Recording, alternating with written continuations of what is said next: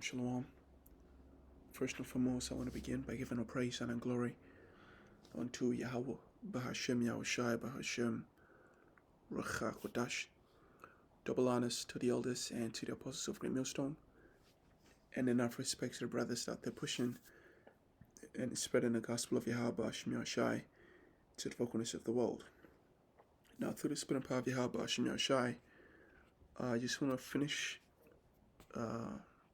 the series on the book of Daniel, the 24th verse through 27, and Lord willing, this be edifying. So in this final chapter, what I'm going to do is just go into verse 26 and 7.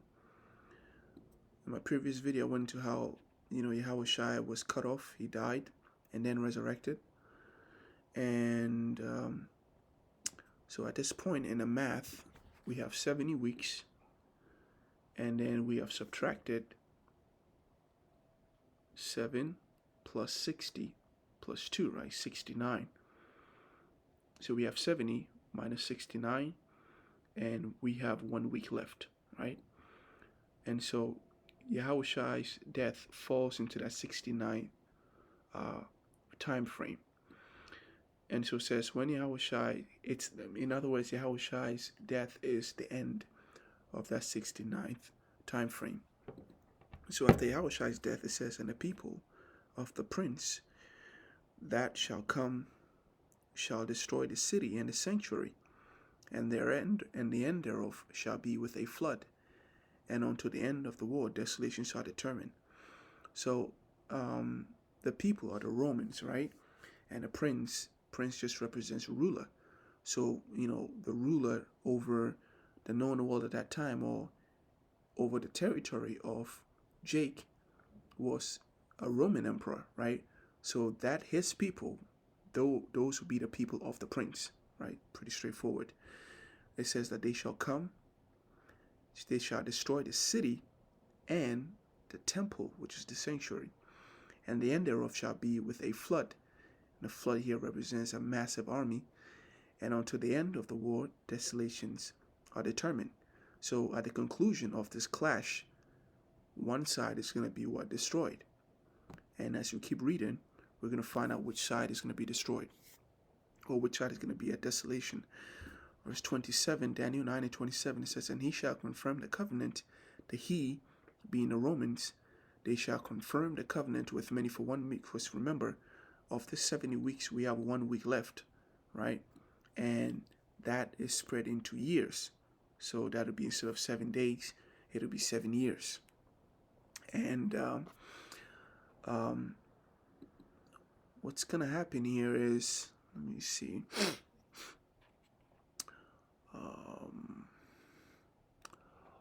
What am I? Yeah. So he shall confirm the covenant with the many being Israel for 1 week, meaning this last time frame. Okay, let me just finish reading now. It says, and in the midst of the week he shall cause the sacrifice and the oblation to cease, and for the overspreading of abomination he shall make it desolate, right? So concerning the desolations that is determined, it is, the side that does the oblation, which is Israel, that shall be made desolate. Now, this first sentence here talks about, how the just to show the might of the Heavenly Father, it is accurately, prophesied that in this final 7-year war, there is nothing that they can do to stop the destruction of Jake, because the temple standing and the city existing is a sign of the covenant, right? Because that's pretty much what the Romans had made with Israel, that they were going to allow them to be autonomous, and this is really a decision of the Lord. And so that covenant, within that last clash, within that 7-year period, there is nothing that they can do to stop it until the middle of that week.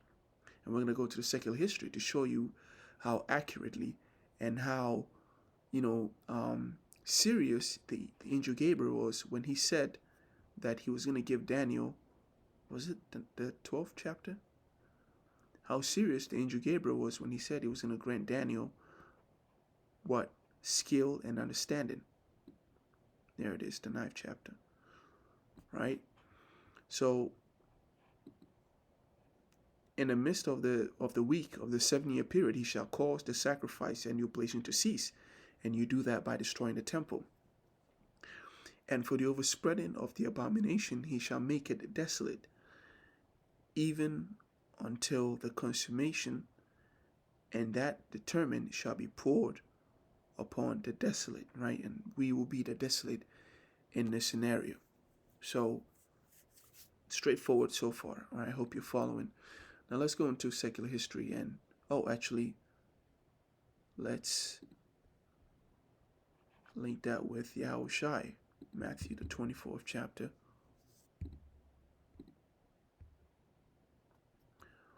This is from the words of Yahushua himself.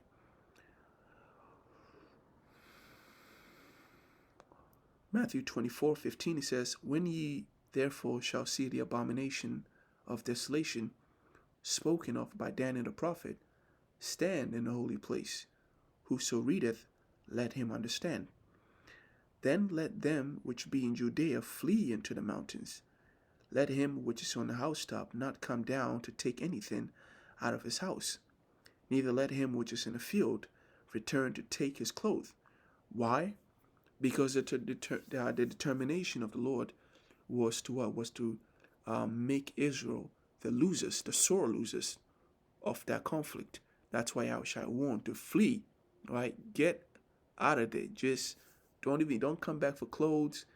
Just get out of there, right? And he says, woe to them that are with child, and to them that give suck in those days, because that loss was a horrible loss. And, there are accounts of cannibalism when the Romans besieged, Israel. And if you had children, that means that the likelihood of you starving is higher because you have people to care for. And, there's a whole bunch of things that goes on, or there's an extra pressure on you when desperate times you have to care for younglings. And Yahushua said, pray ye that your flight be not in the winter, neither on the Sabbath day. For then shall... No, actually, this goes into our time, right? And another thing to understand that I've also made clear is that Matthew 24 is not just talking about the siege of Jerusalem. Yahushua jumps back and forth, just like the book of Revelation does. So this tribulation that has not been since the beginning of the world, nor ever shall be, we know that it's talking about our time. There has been sieges, right, by, like the Babylonians, for example, was a siege just like that.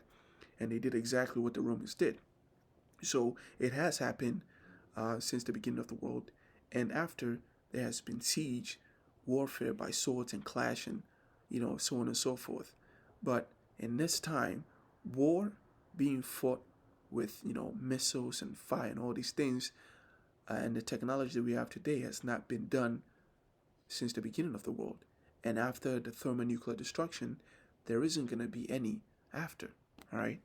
So this is why Yahushua is speaking to people from two different timelines. Right? So here we see Yahushua confirming Daniel, the book of Daniel, to be truth. And he specifically names Daniel the prophet. And he references the abomination that maketh desolate. The abomination of desolation are the Romans, right? They are an abomination, and they bring desolation. So, again, this is the first Jewish-Roman war, okay?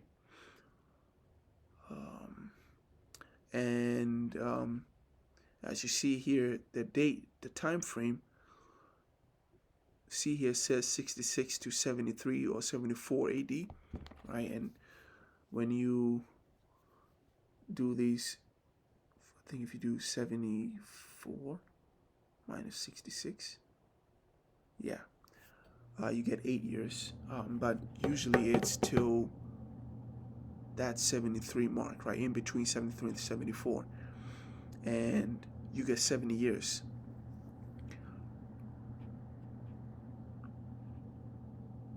So secular history says the first Jewish-Roman war, which the first segment happened, from 66 to 70. That was where the war was really intense. From the beginning, Jake was actually holding up. They resisted. Why? Because it was not until the middle of that week that the desolation comes. So this is the first Jewish-Roman war with mop-up operation ending by 73-74 Christian era, also known as the Great Jewish Revolt. The first Jewish revolt, the War of Destruction, or the Jewish War, was the first of the three major Jewish rebellions against the Roman Empire. It was fought in the province of Judea. It resulted in the destruction of Jerusalem and the Jewish temple, mass displacement, land appropriation, and dissolution of the Jewish polity. What does that mean?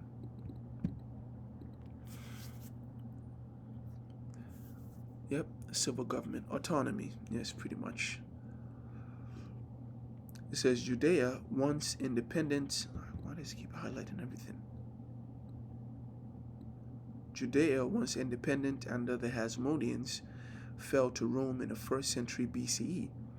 Initially a client kingdom, it later became a direct ruled province, marked by the rule of oppressive governors, socio-economic divides, nationalistic aspirations, and this political, atmosphere. The atmosphere, that we read in here, these are all set up by the Lord, right? Because the Lord controls the thoughts of man, and of common men, of kings, and this is why we say that man don't really have free will.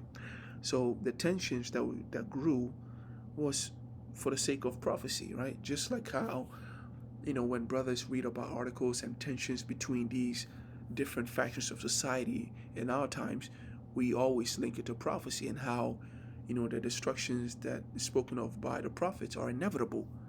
A carnal man, a man who is incapable of seeing, of being, of having foresight, will simply look at his current situation and the politics at that time and the sentiment and say, oh, it is what it is.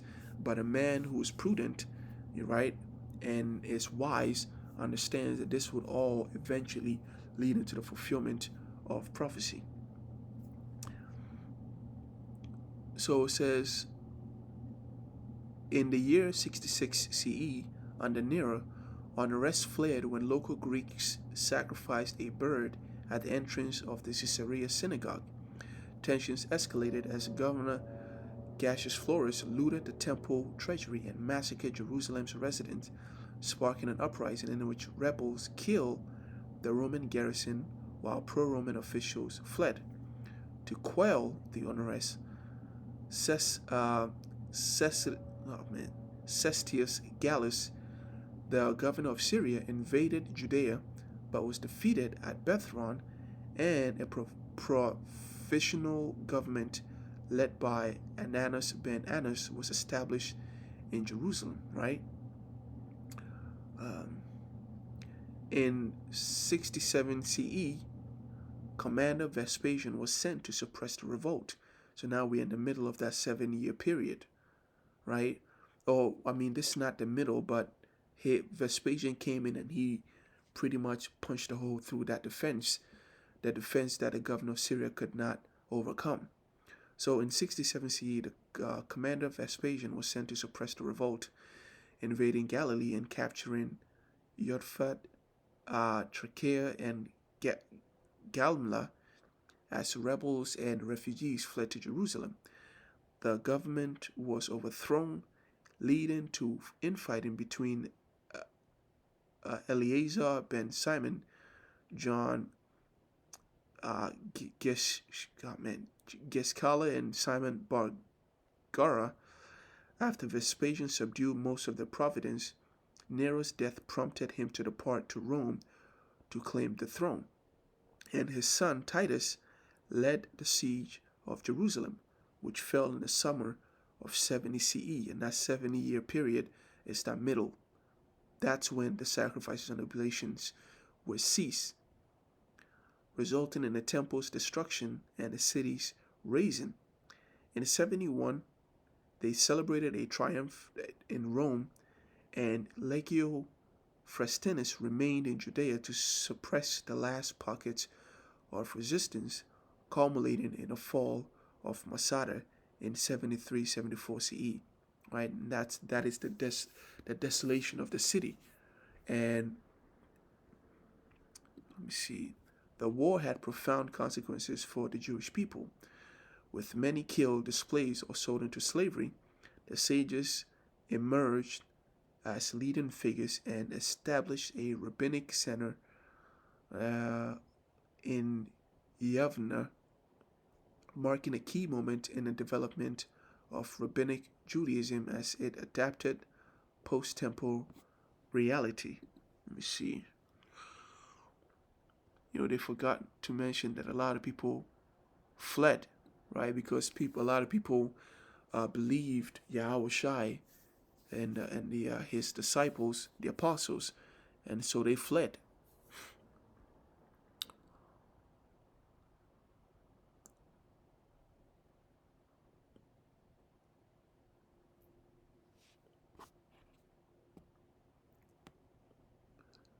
It says the victory strengthened the new Flavian dynasty, which commemorated it through monumental constructions and coinage, imposed a punitive tax on all Jews, and increased military presence in the region.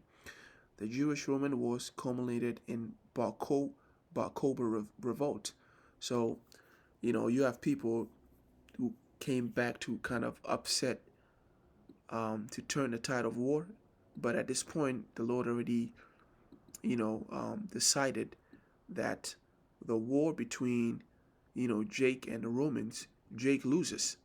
You had people keep trying and revolting, and eventually a lot of people were really put to death. Okay, so this is pretty straightforward. When you read of things like this, and you are, and it is clear to you that